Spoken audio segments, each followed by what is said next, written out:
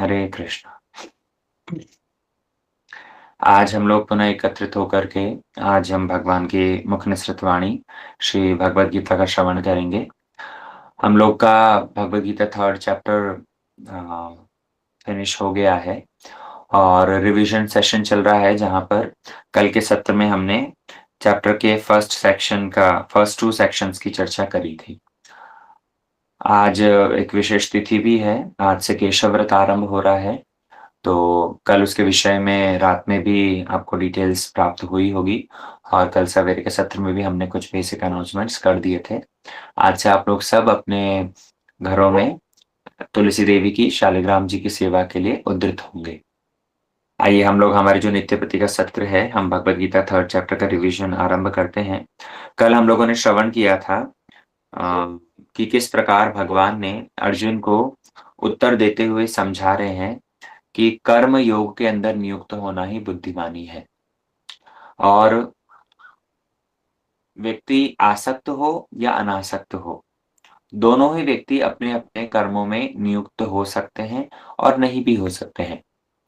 आसक्त व्यक्ति जो यदि कर्मों में नियुक्त होता है तो प्रायः या तो वो विकर्म करेगा या कर्म कांड करेगा, और अनासक्त व्यक्ति वो यदि अपने कर्मों को करता है तो वो कर्म योगी होगा या फिर वैरागी सन्यासी होगा। दो कैटेगरीज कल हमने बतलाई थी, एक है आसक्त, एक है अनासक्त। अब इन दोनों को फिर वापस से दो भाग कर दो। एक है आसक्त कर्म करने वाला, आसक्त कर्म नहीं करने वाला। दूसरा है अनासक्त कर्म करने वाला, अनासक्त कर्म नहीं करने वाला, है ना? तो आसक्त जो व्यक्ति कर्म करता है, संसार आसक्ति भी है, उसके साथ-साथ कर्म भी कर रहा है।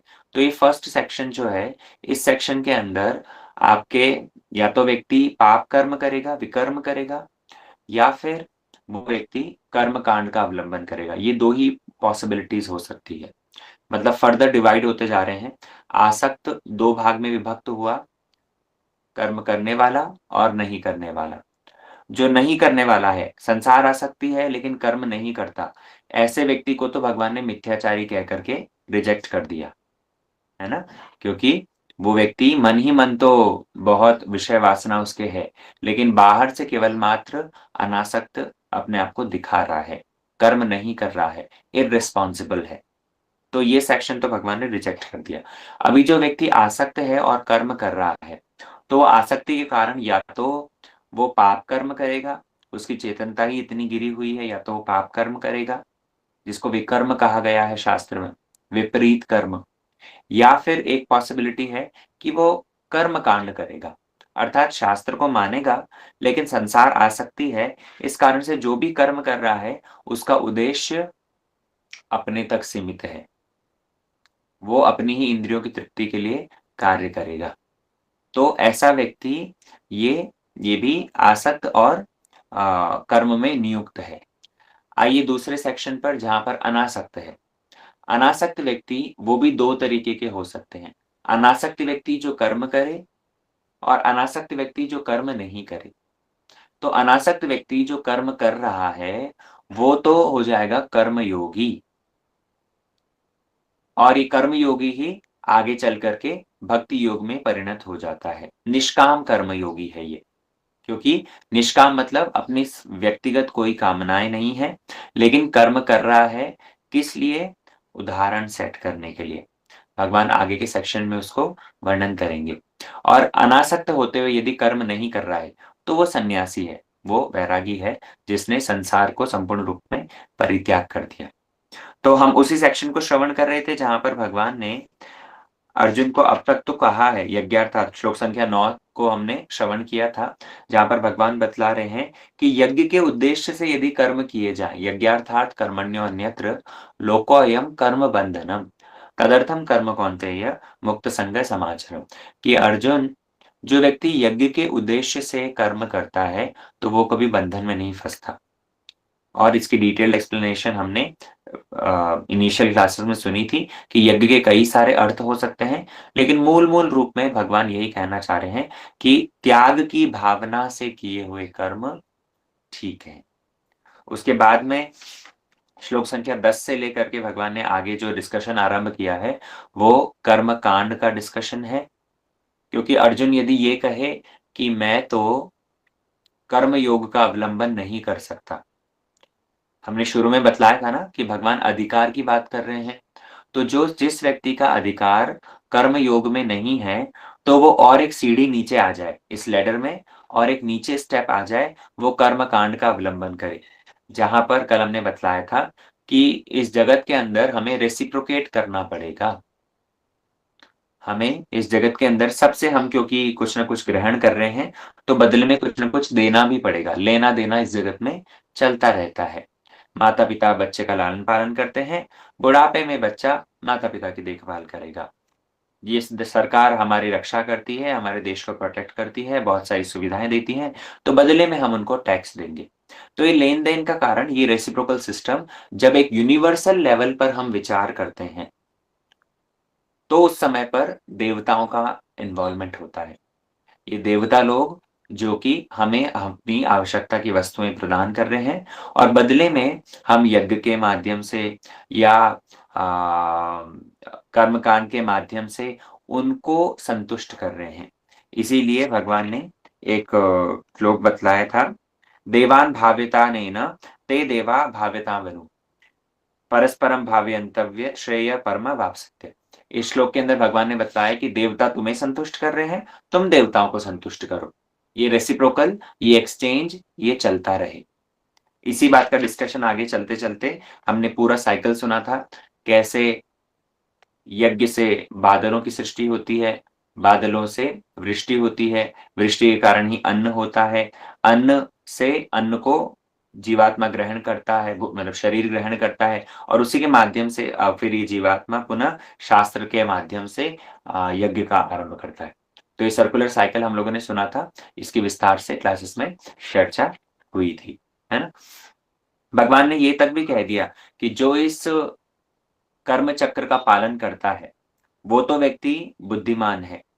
लेकिन जो इस कर्म चक्र का पालन नहीं करता, तो भगवान ने उस व्यक्तियों के लिए 2 शब्द व्यवहार किए थे। एक तो वो मोघम अर्थात वो व्यक्ति चोर है और मोघम अर्थात एक तो व्यक्ति वो पापी है और दूसरा वो चोर है।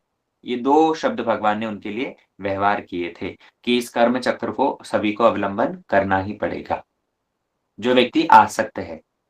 आप इनिशियल बातों को हमेशा स्मरण रखना, आसक्त व्यक्ति जो कर्म कर रहा है, उसके लिए ये कर्मकांड का बात चल रहा है ना? तो कर्मकांड के अंतर्गत भगवान ने कहा कि इस कर्म चक्र का सभी को पालन करना होगा। यदि ऐसा नहीं करता, तो वो व्यक्ति क्या है? पापी है और वो व्यक्ति वृथा ही अपना जीवन बिता रहा है, वो व्यक्ति चोर है। ये बातें भगवान ने ऐसे व्यक्ति के लिए बतलाई थी। अब इसके आगे जो चर्चा चल रही है, भगवान ने विशेष करके 2 प्रकार के अ, विभाजन करके बतला दिए। एक तो जो आसक्त और अज्ञानी और एक है अनासक्त और ज्ञानवान, है ना? ये 2 तरह का डिस्कशन किया था भगवान ने कि जिस व्यक्ति की संसार में आसक्ति है और उसे कोई ज्ञान भी नहीं है, ऐसा व्यक्ति कर्म कर रहा है और दूसरी बात जो व्यक्ति अनासक्त है और जो ज्ञानी भी है, ऐसा व्यक्ति भी कर्म कर रहा है। दोनों में फ़र्क क्या है? दोनों में फ़र्क को बतलाने के लिए भगवान ने एक श्लोक उद्धृत किया था, प्रकृते क्रियमाणानि गुणे कर्माणि सर्वशः अहंकार विमूढ़ात्मा कर्ता अहम इति मन्यते। इस श्लोक के माध्यम से भगवान ने दोनों के अंदर फ़र्क बतलाया कि जो व्यक्ति अनासक्त है, जो व्यक्ति ज्ञानवान है, ऐसा व्यक्ति तो कर्मों को करता है, लेकिन अपने आप को कर्ता नहीं मानता। अपने आप को कर्ता नहीं मानता, बल्कि वो इस चीज़ को समझता है कि मैं इस जगत के अंदर हूँ और इस जगत के अंदर प्रकृति के जो 3 गुण हैं, सत्वगुण, रजोगुण और तमोगुण, ये तीनों गुण मुझे प्रभावित करेंगे। तो इन तीनों गुणों के आधार पर मेरा जो अपना एक स्वभाव है, मेरी जो अपनी एक प्रकृति है, मेरा उसके अनुरूप मुझे कार्य करना पड़ेगा। इस बात को वो समझता है। लेकिन जो व्यक्ति आसक्त है, और जो व्यक्ति अज्ञानी है, वो आसक्त अज्ञानी व्यक्ति सोचता है कि मैं ही सब कर्म कर रहा हूँ। अहंकार विमूढ़ आत्मा कर्ता अहम इति मन्यते। वो अपने आप को ही कर्ता मानता है, जबकि प्रकृति उसको नचा रही है। प्रकृति के तीनों गुणों के आधार पर वो व्यक्ति एक्ट कर रहा है, एक्ट करने के लिए बाध्य है, लेकिन वो सोचता है कि नहीं, मैं प्रकृति के गुणों के हिसाब से एक्ट नहीं कर रहा, बल्कि मैं स्वयं करता हूँ। प्रकृति मेरे अनुसार नाच रही है, मैं प्रकृति को नहीं नचा रहा। तो ऐसे व्यक्ति को भगवान ने क्या कहा? वो अहंकार विमूढ़ आत्मा, ऐसा व्यक्ति मूर्ख है। क्यों? क्योंकि अपने पूर्व-पूर्व जन्मों के संस्कारों के अनुराग, अपने प्रकृति के गुणों के अनुरूप व्यक्ति एक सर्टेन सिचुएशन में एक सर्टेन तरीके से एक्ट करने के लिए बाध्य है। ऐसे में खुद को कर्ता मानना, खुद को ही ऑल डूअर मानना, ये मूर्खता की बातें हैं। भगवान ने इसलिए ऐसे व्यक्ति को मूर्ख कह कर के टाल दिया।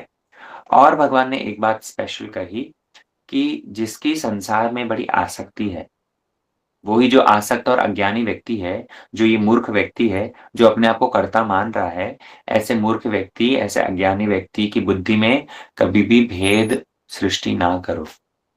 न बुद्धि भेदम जनियेत ज्ञानाम कर्म संगीना योषयेत सर्व कर्माणि विद्वान युक्त समाचर।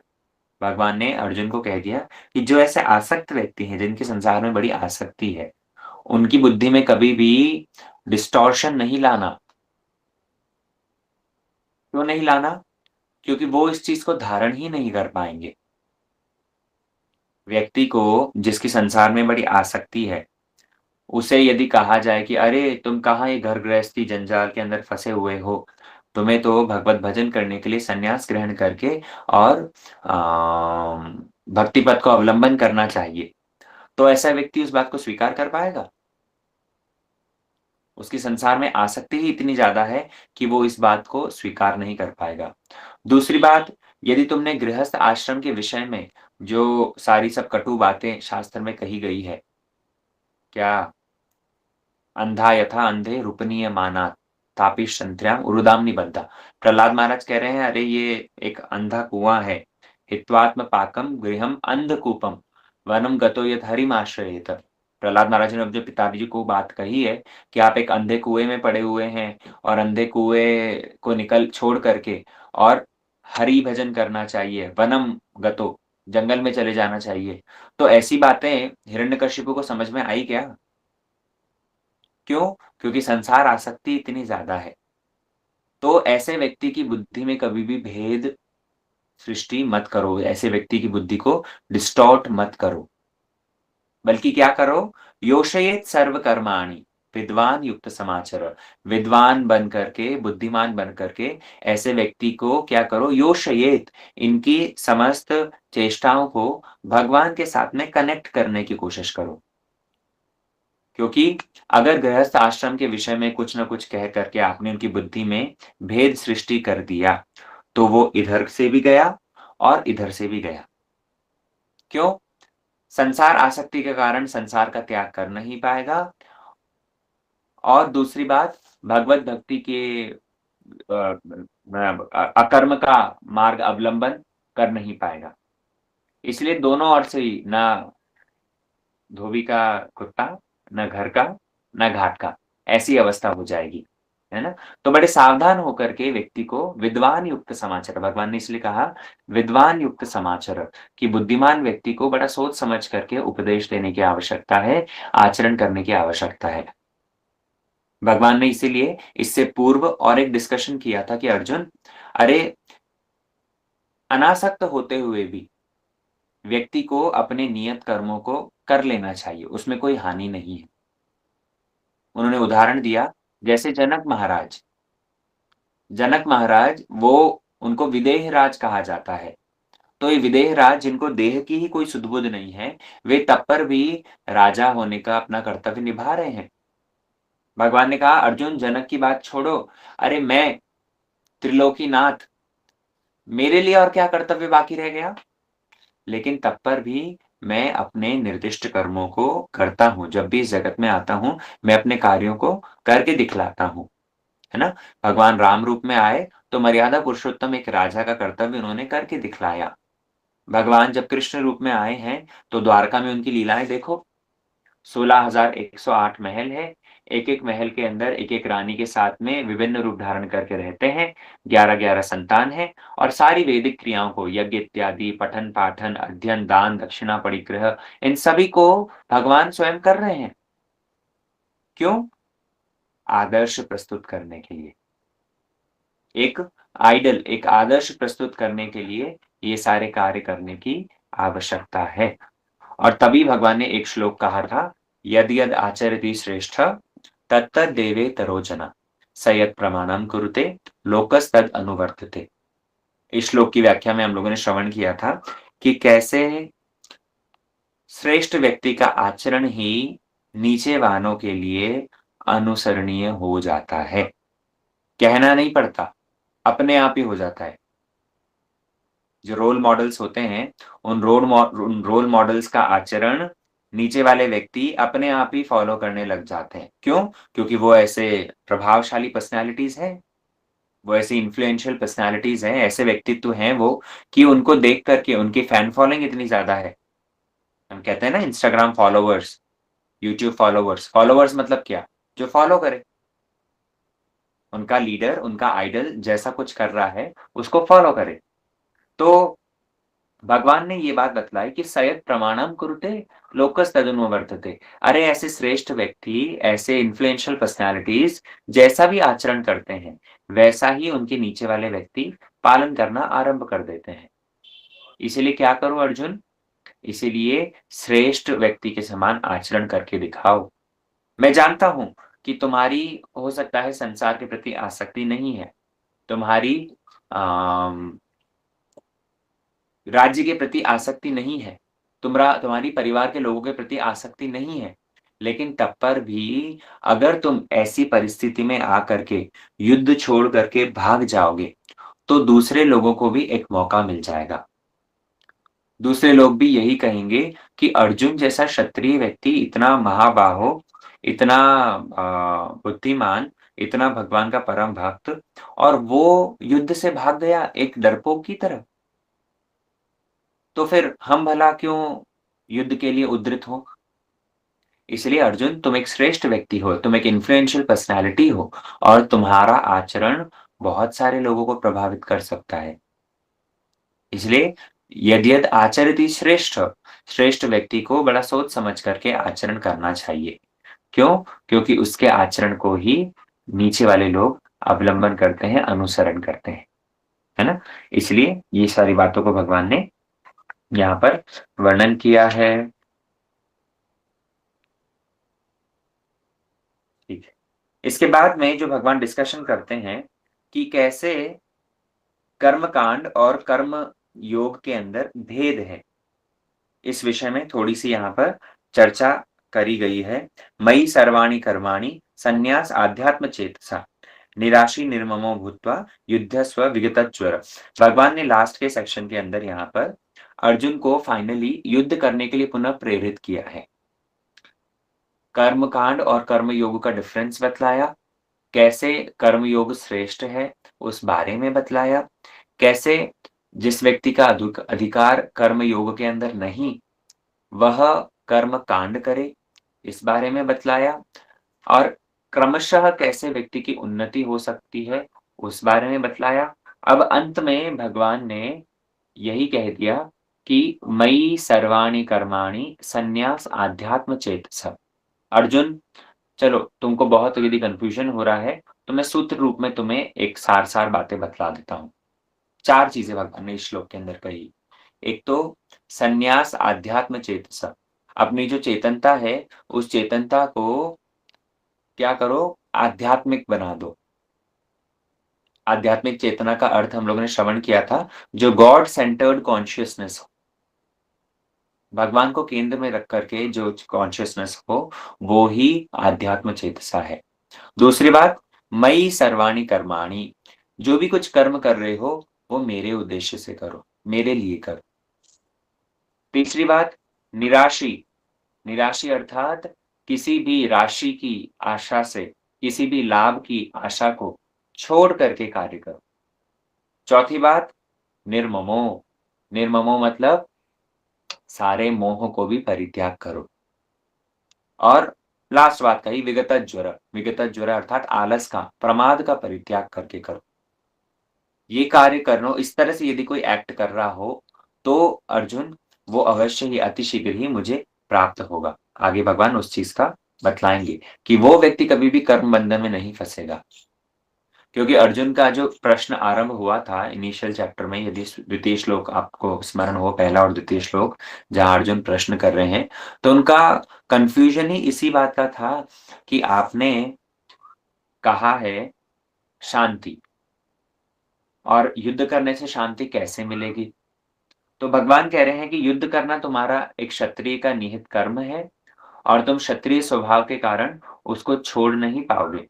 भगवान ने बीच में इसलिए उन सब बातों का भी डिस्कशन किया था कि कैसे बुद्धिमान व्यक्ति भी, जो ज्ञानवान व्यक्ति है, वो ज्ञानवान व्यक्ति भी प्रकृति के गुणों के अनुसार कार्य करता है।